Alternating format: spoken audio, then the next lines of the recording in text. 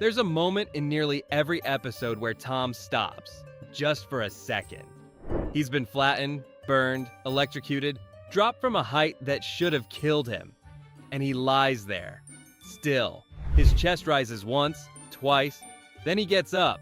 No hospital, no rest, no one asking if he's okay, he just continues. That's not resilience, that's something else. We grew up calling this funny, calling it slapstick, calling it harmless because no one really gets hurt. Because 5 seconds later, the bones reset and the fur grows back and everything returns to normal. But watch it now. Watch the way Tom's eyes go wide right before impact. The way his body tenses. The way he knows what's coming and can't stop it. Watch the way Jerry watches him fall and keeps running. They've been doing this for over 80 years. 80 years of the same house, the same kitchen, the same staircase where Tom has fallen so many times the wood should be stained with his shape. 80 years and neither of them has left. Neither of them has won. Neither of them has stopped. Tom doesn't chase Jerry because he's hungry. If you go back and count, really count, the number of times Tom actually tries to eat Jerry, it's shockingly low. Most episodes, he doesn't even bring Jerry toward his mouth. He chases, he corners, he traps. And then Jerry escapes. And Tom looks relieved. Not frustrated, not angry. Relieved. That's the first crack in the surface. The thing that doesn't fit the story we tell ourselves about what we're watching. There's an episode where Tom catches Jerry in a jar. He's got him, fully trapped, no escape. And Jerry just sits there staring at him through the glass. Tom stares back. Neither of them moves. The episode doesn't end there. Of course it doesn't. But for those few seconds, they're both suspended in a question neither of them wants answered. Now what? So Tom opens the jar. He doesn't say why. He doesn't justify it, he just lets him go. And Jerry runs. And Tom chases. And the world keeps spinning. But here's what's strange. Jerry could leave. That's the part we skip over. We assume he's stuck, that the house is his only option, that Tom is an obstacle between him and safety. But Jerry has been outside several times. He's seen the garden, the neighborhood, the open street where no one's chasing him. And he always comes back. Sometimes he comes back with Nibbles, the little gray mouse who worships him, who sees him as a hero. And Jerry plays the part. He puffs his chest, shows off, leads Nibbles through the house like a tour guide through a war zone. And when Nibbles is scared, Jerry comforts him. When Nibbles asks why they don't just leave, Jerry distracts him with another trick, another trap, another victory. He never answers the question, because the answer would require admitting something Jerry can't face, that he doesn't want to leave, not because he's trapped, but because leaving would mean becoming no one. Watch. The way Jerry moves when he's alone. When Tom's gone, knocked out, locked away, temporarily absent, Jerry doesn't celebrate. He doesn't relax. He wanders, slowly, aimlessly. He looks at the furniture, touches the walls, peers around corners, like he's waiting for something to start. There's a scene in one episode where Jerry stands at the mousehole entrance. Tom is sprawled on the floor, unconscious. The house is silent. Jerry could do anything, go anywhere. Instead, he walks over to Tom. He stands next to Tom's face, looks at him, and waits. Not for Tom to wake up and chase him, just waits, like he's checking to make sure Tom is still breathing. When Tom's chest rises, Jerry nods slightly. Then he walks back to his hole, and the episode continues. There's an episode where Tom is replaced. A new cat moves in, sleeker, faster, more efficient. And this cat doesn't play games. He wants Jerry dead, genuinely dead. No pause, no hesitation, no ritual, and Jerry panics. Not because he's in danger. Jerry's been in danger 1,000 times. He panics because it's wrong. This isn't how it's supposed to go. So Jerry does something unthinkable. He rescues Tom. He breaks him out, brings him back, puts him back in position. And Tom, still groggy, still confused, sees Jerry in front of him, and something clicks. He starts chasing again. Jerry runs, but slower than usual. Just slow enough that Tom can keep up. The episode ends with them back in the kitchen. Tom crashes into a wall. Jerry slips into his hole. The new cat is gone.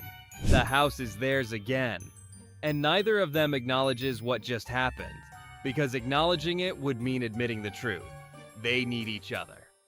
But it's not the kind of need we talk about in children's stories. It's the need of two people who've structured their entire existence around a single dynamic and don't know how to function outside of it. There's an episode early in the series where Jerry builds a mousetrap, not for Tom, for himself. He sets it up carefully, baits it with cheese, steps back and looks at it, then he walks toward it, deliberately. And just before it snaps, Tom grabs him, pulls him out of the way. They both stare at the trap, then at each other. Tom sets Jerry down. Jerry runs to his hole. The chase resumes 5 seconds later, but something lingers in that moment. Something neither of them can name. A recognition that they're not just playing roles. They're keeping each other alive. There's an episode where they make a truce. A formal written truce, signed and witnessed. No more chasing, no more fighting. They'll share the house in peace. And for 10 minutes, they try. Tom reads a book in the living room. Jerry builds a small home in the wall, decorates it, settles in. They pass each other in the hallway. Nod politely. Keep walking. It lasts less than a day, because neither of them knows what to do with the quiet. Tom keeps glancing at the mouse hole. His ears twitch. His claws flex. Jerry keeps looking over his shoulder, waiting for the sound of paws on hardwood.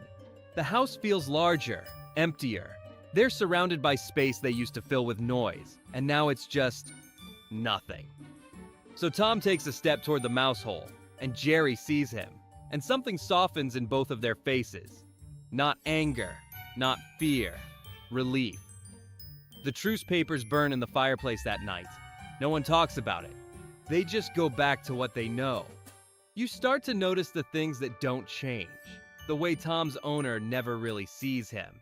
She yells at him when he breaks something, but she never asks why.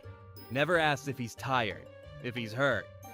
The way Jerry is alone in the walls, with no family, no community, just Nibbles sometimes, who eventually leaves too. The way the house stays the same year after year, like time doesn't pass, like the world outside doesn't exist. The house itself becomes a character, not a backdrop, a presence. Watch the way the camera lingers on empty rooms. The kitchen after Tom has been thrown through it. The living room after Jerry has dismantled the furniture for a trap. The staircase, always the staircase, worn smooth in the center from decades of bodies sliding down it. The house absorbs everything, every impact, every explosion, every moment of violence, and it never changes. The walls repair themselves. The furniture resets. The structure holds. It's the only constant in their lives. More reliable than each other. More permanent than any outcome. And maybe that's why they stay. Not because they're trapped by the house, but because the house is the only thing that's never abandoned them. There's an episode where the owner tries to sell the house. Prospective buyers walk through. A real estate agent points out features. They discuss price. Tom and Jerry watch from their respective corners. And for the first time in the entire series, they look terrified. Not of each other, of the possibility that all of this, might end. So they work together, sabotage the showings, scare away buyers, make the house appear haunted, damaged, worthless. And it works. The owner takes the house off the market. Tom and Jerry return to their corners, and within minutes, the chase resumes. Harder than before. More desperate, like they're trying to prove to themselves that everything is still the same. And the worst part? They've gotten good at it. Tom knows exactly how much force to use so that it looks devastating, but leaves Jerry intact. Jerry knows exactly when to let Tom get close, when to slip away, how to time the humiliation so it stings but doesn't destroy. They've perfected the choreography. There's an episode where a film crew comes to the house. They're making a documentary about cat and mouse relationships. They set up cameras, Interview Tom and Jerry separately. Ask them questions about their dynamic. Tom sits in front of the camera, silent. The interviewer asks, "Why do you chase him?" Tom looks at the camera, then away. He doesn't answer. Jerry sits in front of the same camera. The interviewer asks, "Why do you stay?" Jerry's ears twitch. His tail flicks. He stares at the lens for a long time. Then he gets up and walks away. The documentary never airs. The footage is too uncomfortable, too honest. There's an episode where they both end up in heaven. They die, together of course, on the same train track, flattened by the same train. And they float upward past the clouds toward the Golden Gates. Tom arrives first. He's greeted by a St. Bernard angel who checks the ledger, nods, and waves him through. Tom walks forward, the gates open, light pours out, and he stops. He turns around and waits. Jerry arrives a moment later. The same angel checks his name, smiles, welcomes him in. But Jerry doesn't move either. He looks at Tom, Tom looks back, and without a word, they both turn around. They walk back to the gates, back toward the clouds, back down. They jump. The episode continues. They're back in the house. Tom chases Jerry through the kitchen. A vase breaks, a door slams. Everything is exactly as it was. Watch Tom's face in the quiet moments. Watch the way his shoulders slump when the episode ends and Jerry is safe in the walls and Tom is, once again, alone in the kitchen with a broken back and no explanation. He knows, and Jerry knows. That's why he never really hides. Why his mouse hole is always visible, always accessible. Why he leaves doors open. Why he makes noise when he doesn't have to. He's not trying to escape. He's trying to be found. Because being found, even if it means being chased, is better than disappearing completely. The house is a cage, but it's also the only home either of them has ever known. And maybe that's the most uncomfortable part. That the place where you've been hurt the most can still be the place you return to. Because at least it's familiar. At least you know the rules. At least you know your role. Tom will always be the villain who isn't really a villain. Jerry will always be the victim who isn't really a victim. And they'll keep switching positions. Keep reversing the power. Keep taking turns being the one who falls and the one who walks away. There's an episode where Jerry gets a girlfriend. A small, delicate mouse who lives across the street. She's sweet, nervous, new to the neighborhood. And Jerry shows off for her. He takes her on a tour of the house, his territory as he presents it. He shows her his tricks, his escapes, his victories over Tom. And she's impressed. She holds his hand, looks at him with admiration. Jerry is glowing. But then she asks the question, "Why do you stay here?" Jerry freezes. He looks back at the house, at Tom, visible through the window, nursing another injury in the kitchen. And Jerry doesn't answer. He changes the subject, makes a joke, pulls her toward another room, but she keeps asking. Not aggressively, just curiously. There are safer places, quieter places. Why here? And Jerry realizes he doesn't have an answer that makes sense. Not to her, not to anyone who hasn't lived this. By the end of the episode, she's gone. Not because Tom chased her away, not because something bad happened, she just left. Because she didn't understand why anyone would choose to stay. And Jerry watches her go. He stands at the window alone as she disappears down the street. And behind him, Tom is getting up again, shaking off the damage, preparing for the next round. Jerry turns around. He walks back toward the mouse hole, and the chase continues. But something has shifted. Jerry runs a little slower that day. Tom notices. He slows down too. They're matching each other's pace now, not competing, synchronizing. There's another episode, quieter, stranger, where Tom dreams. He's asleep in his basket, and the camera fades into his mind. In the dream, he's in the same house. But there's no Jerry, no mouse hole, no traps, no chase. Just Tom, alone, walking through empty rooms. He looks around, touches the furniture, waits for something to happen. Nothing does. The silence is unbearable. Tom starts running, looking, checking behind curtains, under tables, inside cupboards. He's searching for Jerry, desperately, and he can't find him. Tom wakes up gasping. His heart is racing. His eyes are wide. He looks immediately toward the mouse hole. And there, barely visible in the shadows, is Jerry, watching him. Tom exhales, settles back into his basket, and closes his eyes again. There's a late episode, one of the last they made in the original run, where the house is empty.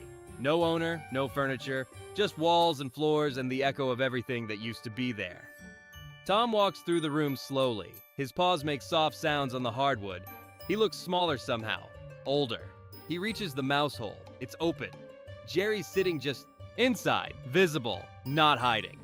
They stare at each other. Tom walks away, not chasing, just walking. Jerry watches him go. He doesn't follow. The episode ends there. And yet the next episode, they're back at it.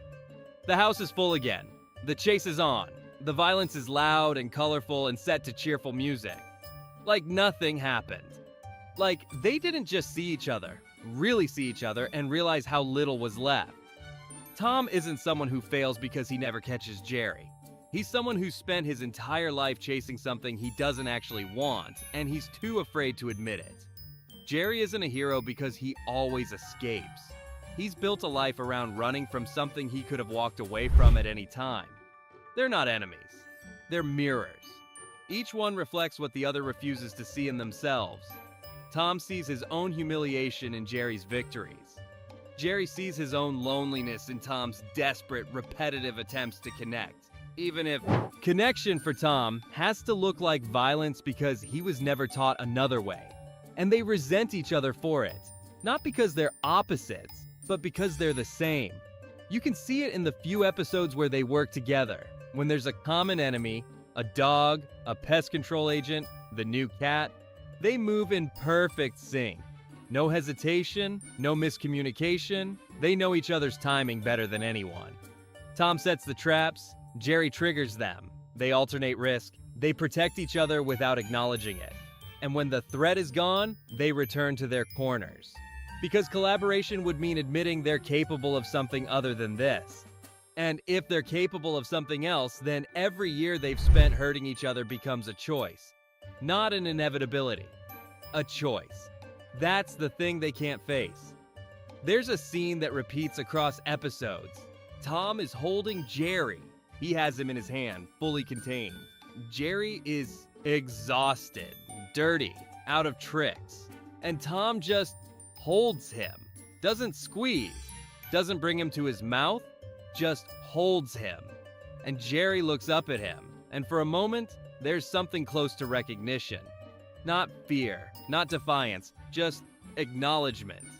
We've been here before. We'll be here again. And then the moment breaks. Jerry bites Tom's finger, or someone walks in, or a noise startles them both, and they reset. But the look lingers. There's an episode rarely discussed, almost forgotten, where something breaks the pattern completely. It's raining outside. Tom is sitting by the window watching the water run down the glass. Jerry is in his hole, also watching. Neither of them moves for the entire episode. No chase, no trap, no explosion, just rain. And two figures separated by a few feet of floor, both staring out at the same gray sky. The episode has no dialogue, no music, just the sound of rain. And at one point, Tom glances toward the mouse hole. Jerry glances back. They hold the look for a moment. Then they both turn back to the window. The episode ends. The next day, the sun is out. Tom chases Jerry through the garden. A flower pot falls. A fence breaks. Everything is back to normal. But if you watch closely, in the seconds between the action, there's something different in the way they move. A hesitation, a recognition, a quiet understanding that they both felt something yesterday, in the rain, and neither of them knows what to do with it. So they do what they've always done. They ignore it. Because naming it would make it real, and making it real would mean confronting the fact that they've been alone together this whole time. Not enemies, not friends. Just two individuals trapped in a story they no longer remember how to escape. There's an episode where the house is being remodeled. Construction workers everywhere. Walls being torn down, furniture removed. Tom and Jerry are forced into a single room together, trapped. No space to chase, no room to run. They sit on opposite sides, not moving, not fighting, just existing in proximity. Hours pass. The construction continues outside. And slowly, so slowly you almost miss it, they both relax. Tom's breathing steadies. Jerry stops looking for exits. They're just two small figures in a corner, waiting for something to be over. At one point, a worker brings in lunch, leaves a sandwich on the windowsill. Tom and Jerry both look at it, then at each other. Tom gestures. Go ahead. Jerry shakes his head. You first. They sit in silence for another minute. Then Tom tears the sandwich in half, slides one piece toward Jerry. Jerry stares at it. At Tom. At the bread sitting between them like a question neither of them asked. He picks it up. They eat in silence. And when the door finally opens, when the workers leave and the house is finished, Tom and Jerry look at each other. The space is open again. The chase can resume. Tom stands up. Jerry tenses. And before either of them can move, there's a beat. Just one where you can see the exhaustion. The weight of knowing they're about to do this again. Then Tom lunges. Jerry runs. The music swells. And everything is exactly as it was. Except it's not. Because now they've seen what the alternative looks like. And they've chosen this anyway. Watch the way Tom falls. Really watch it. In the early episodes, he fights it. His body resists. His face shows surprise. But in the later ones, there's a moment, just before impact, where he closes his eyes, like he's surrendering, like he knows this is just what happens now. And watch the way Jerry wins. In the early episodes, he celebrates, he dances, he gloats, but in the later ones, he just stops. He stands at the edge of his hole, looking back at Tom's broken body on the floor, and there's no joy in his face, just fatigue. They've been doing this so long, even victory feels hollow. There's a moment in one of the final episodes where Tom catches Jerry. Fully. Completely. Jerry is cornered, exhausted, out of options. Tom approaches slowly. He reaches out, and Jerry doesn't run. He just closes his eyes. Tom's paw hovers over him. For a long, unbearable moment, neither of them moves. And then Tom pulls his paw back. He turns around and walks away. Jerry opens his eyes. He watches Tom leave. And something breaks in his expression. Not relief, not gratitude, something closer to grief, because he knows what that moment meant. Tom just chose to let him live, which means Tom has always been choosing, which means all of this, every chase, every fall, every reset, has been a performance they're both maintaining. And neither of them can admit that out loud, because admitting it would mean asking why, and there's no good answer to why. So the episode continues. 5 minutes later, they're chasing again.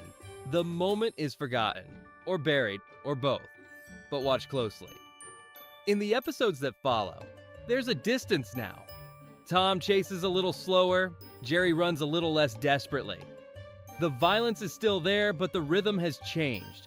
Like they're both going through the motions, waiting for something neither of them can name, waiting for permission to stop. But permission never comes. Because no one's watching anymore. The owner doesn't care, the house doesn't care. It's just the two of them, locked in a cycle that only exists because they keep choosing to maintain it. And the cruelest part? They're the only ones who could end it. But ending it would mean answering the question they've spent 80 years avoiding. Who are we if we're not this? And neither of them knows. You grow up watching this and you think it's simple. Cat chases mouse, mouse outsmarts cat, repeat. But then you get older. And you notice the exhaustion in Tom's eyes. The loneliness in Jerry's. The way they're both running from something much bigger than each other.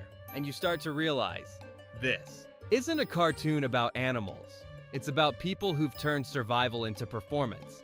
Who've convinced themselves that being needed, even if it means being hurt, is the same as being loved. Who've spent so long in the fight that they've forgotten what peace even feels like. And the worst part? You recognize it. Not in them. In yourself.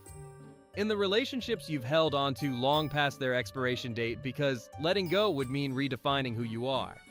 In the conflicts you've returned to because at least they're familiar. In the patterns you've repeated, not because they make you happy, but because they make you feel something. There's an episode where Tom gets replaced, temporarily, by a mechanical cat. A robot, efficient, emotionless, programmed to catch mice, and it almost works. The robot corners Jerry within minutes. No games, no mistakes, Jerry is trapped.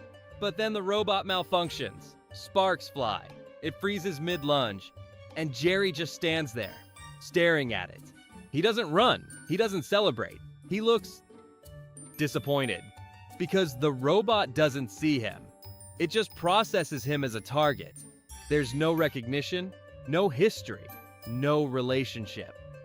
And Jerry realizes, standing there in front of the frozen machine, that what he has with Tom, as broken and painful as it is still something. It's still connection. When Tom returns, Jerry runs to him, not away, to him. And Tom, confused but relieved, starts chasing, and everything returns to normal. But Jerry runs differently that day. He runs like he's trying to prove something. Like he needs Tom to remember that this matters, that they matter. Even if the only way they know how to matter to each other is through violence. There's no final episode where they sit down and talk. No moment where Tom says, "I'm tired," and Jerry says, "Me too." No acknowledgement that they've wasted decades on this. Because acknowledgement would require change, and change would require them to let go of the only identities they've ever known. So they keep running. Tom keeps chasing, Jerry keeps escaping, the house keeps standing. And somewhere, in the space between the violence and the silence, they've convinced themselves this is enough. But watch the frames between the action, the micro-expressions, the hesitations, the way Tom's paw trembles slightly before he strikes, the way Jerry looks back, even when he's safely hidden. They're both waiting for the other to break the pattern, to say the thing that can't be said, to admit that they're tired. But neither of them will be the first, because being first means being vulnerable, and vulnerability in their world has always looked like losing. So they continue. And the tragedy isn't that they're stuck, it's that they're not. They could leave, they could stop, they could choose at any moment to walk away. But they don't. Because the alternative, the unknown, the silence, the possibility that they might discover they're nothing without this, is more terrifying than any pain they've already learned to endure. There's an episode near the very end of the series where Tom and Jerry grow old. It's subtle, not explicit. But their movements are slower, their reactions delayed. Tom's fur is grayer, Jerry's whiskers droop. And in this episode, they chase each other one more time. Through the same rooms, over the same furniture, down the same staircase. But halfway through, Tom stops. Not because he's been hit, not because of a trap, he just stops. Jerry notices. He stops too, turns around. They stand at opposite ends of the hallway, breathing heavily, looking at each other, and for a moment, maybe the first time in 80 years, they see each other clearly. Not as roles, not as opponents, just as two beings who have been here together for longer than either of them can remember.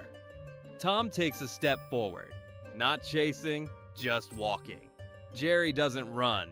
Tom reaches him, sits down beside him. They sit there, side by side, in the middle of the hallway, not fighting, not running, just sitting. The camera pulls back slowly. The house around them feels bigger, emptier. The silence is complete, and the episode fades to black. But it doesn't end there. Because the next episode, they're young again. The chase is on, the violence is colorful, the music is cheerful. Everything resets. Like that moment never happened. Like they're locked in a loop that even time can't break. And maybe that's the point. This isn't a story about resolution. It's a story about repetition. About two beings who have become so entangled in their roles that even aging, even exhaustion, even clarity can't free them. Because freedom would require them to imagine a version of themselves they've never been. and imagination for them stopped a long time ago.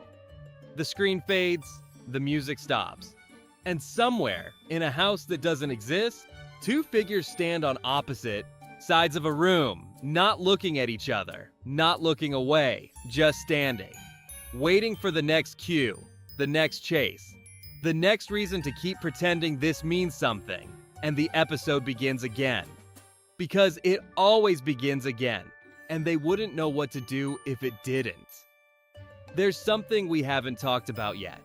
The audience. Not us, not the people watching from living rooms, from childhood memories, from nostalgic YouTube binges. The other audience. The one inside the frame. Because Tom and Jerry don't perform in a vacuum. There are others in the house. The owner, the dog, the canary, Nibbles sometimes. And they all watch. They watch Tom fall. They watch Jerry run. They watch the cycle repeat. And they do nothing. There's an episode where the dog, Spike, sits on the porch. Tom crashes through the window behind him. Glass everywhere. Body twisted at an impossible angle. Spike doesn't even turn around. He just keeps chewing his bone. Because he's seen this before. 1,000 times before. And at some point, the spectacle stops being shocking. It just becomes the background. The owner is worse. She appears in dozens of episodes. Never her face, just her legs, her voice, her presence. And she only notices Tom when something breaks. Never when Tom breaks. She yells at him for the vase, for the curtains, for the noise. But she never asks why he's bleeding, why he limps, why his eyes look more tired every season. She feeds him, gives him a place to sleep, calls him by name, but she doesn't see him. And Tom knows this. You can tell by the way he moves when she's around. Smaller, quieter, like he's trying to take up less space. There's an episode where Tom catches Jerry right in front of the owner. He's got him. Finally. And he holds Jerry up, triumphant, waiting for something. Acknowledgement, praise, recognition. The owner glances at him, says nothing, walks away. Tom's face falls. He looks at Jerry in his hand. Jerry looks back, and Tom lets him go. Not because he wants to, but because even winning doesn't matter if no one's watching. Jerry understands this too. That's why he performs. Why he makes the escapes elaborate. Why he adds flourishes. Why he makes sure everyone can see how clever he is. Because if he just escaped quietly, slipped away without spectacle, what would be the point? He needs witnesses. He needs someone to see that he survived, that he won, that he matters. But the witnesses stop caring. Spike falls asleep during chases now. The owner doesn't even look up anymore. The house itself seems bored, and Tom and Jerry are left performing for each other. The only two people who still believe the performance means something. There's an episode where they're alone in the house for days. The owner is gone, no note, no explanation, just silence. Tom waits by the door at first, sits there for hours, looking at the handle, waiting for it to turn. Jerry watches from the mouse hole. After a while, Tom stops waiting. He walks through the house slowly, opens cupboards, looks for food, finds nothing. Jerry has a small stash in the walls. Crumbs, seeds, a piece of cheese he's been saving. He looks at it. Then at Tom, visible through a crack in the wall. Tom is lying in the kitchen, not moving, just staring at the ceiling. Jerry pushes a crumb through the crack. It rolls across the floor, stops near Tom's paw. Tom looks at it, looks toward the mouse hole. He doesn't take it, but he doesn't chase Jerry either. They spend 3 days like this, hungry, waiting, alone together. And when the owner finally returns, bags of groceries in hand, acting like nothing happened, Tom and Jerry return to their roles within minutes. The chase resumes. The violence returns. But something's different now. They both know what the silence feels like. And they both know they can't survive it. So the noise becomes even more important. The crash is louder. The chase is faster. The stakes higher. Not because they hate each other more, but because they need to drown out what they heard in that silence. The realization that they're dispensable, that the house doesn't need them, that the owner doesn't need them, that the world continues regardless of whether they exist or not. And if the world doesn't need them, then the only way they can prove they matter is to each other. Through conflict, through presence, through the perpetual assurance that tomorrow, this will happen again. There's an episode where a therapist comes to the house. Cartoon logic. She's there to mediate between Tom and Jerry. She sits them down, asks questions. Tom, why do you chase Jerry? Tom opens his mouth, closes it, opens it again. Nothing comes out. Jerry, why do you antagonize Tom? Jerry shrugs, looks away. The therapist tries different approaches. Active listening, conflict resolution, boundary setting. She gives them exercises, communication techniques, coping strategies. Tom and Jerry nod along. They seem engaged, receptive. The session ends. The therapist leaves, satisfied. And the second the door closes, Tom chases Jerry through the living room. A lamp breaks. The therapist's notes burn in the fireplace, because talking about it would require them to name what they're afraid of. And naming it would make it real. So they keep the fear buried, under action, under noise, under the pretense that this is just how things are. But late at night when the house is dark and everyone's asleep, you can see the cracks. Tom lies in his basket, eyes open, staring at the ceiling. Jerry sits in his hole, knees pulled to his chest, staring at the wall. Neither of them sleeps well anymore, because sleep means stillness, and stillness means thinking, and thinking means confronting the question they've spent decades avoiding. What happens when this ends? Not if, when. Because nothing lasts forever. Not houses, not owners, not even cartoons.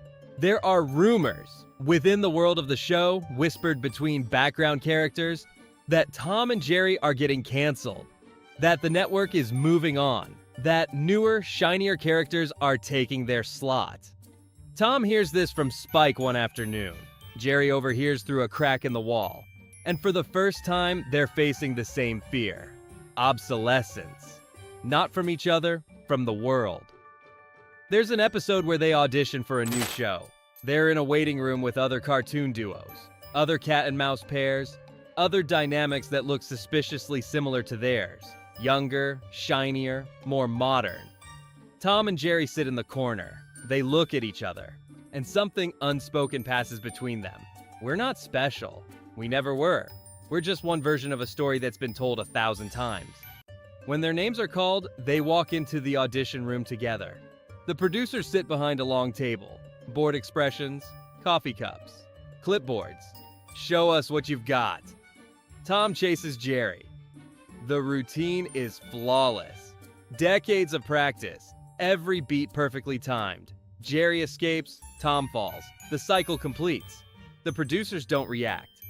One of them checks his phone. Another yawns. Anything else? Tom and Jerry look at each other. This is all they have. This is all they've ever had. Thank you. We'll be in touch. They're escorted out.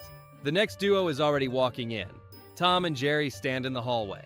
The sounds of another chase echo through the door behind them. Louder, flashier, more explosive. And they realize they've been replaced before they've even left. So they go home, back to the house, back to the kitchen, back to the only place that's ever felt like theirs. And they don't chase that night. They just sit. Tom in the living room, Jerry in the mouse hole. Both of them listening to the silence. Both of them wondering if this is what the end feels like. But the next morning the sun rises. The owner makes breakfast. The house wakes up, and Tom looks at Jerry. Jerry looks back. And without a word, the chase begins again. Not because they want to, not because anyone's watching, but because it's the only language they speak, the only story they know how to tell. And if they stop telling it, they stop existing. So they run, and they chase, and they fall, and they get up. Not for an audience, not for approval, not even for each other, really. But for the simple, desperate need to prove that they're still here, still moving, still something. Even if that something is just the same tired routine they've been performing for 80 years. Because the alternative, stillness, silence, The terrifying possibility of becoming nothing is worse than any pain they've already learned to endure. There's an episode that never aired. Lost footage, some say, deleted, deemed too dark for broadcast. In it, Tom and Jerry stop mid-chase. No reason, no catalyst, they just stop. Tom in the middle of the kitchen, Jerry halfway across the floor. They stand there, facing each other, and Tom speaks. Actually speaks. His voice is rough, unused. "Are you tired?" Jerry doesn't respond immediately. He just looks at Tom. Then, quietly, "Yes." "Me too." They stand in silence. And then Tom asks the question, "Why don't we stop?" Jerry's ears droop. His shoulders slump. "I don't know how." Tom nods. "Me neither." They stand there for what feels like hours. Not moving, not chasing, not running, just standing. And then, slowly, Tom turns around, walks back to his basket, lies down. Jerry walks back to his hole, sits just inside the entrance. They don't look at each other again.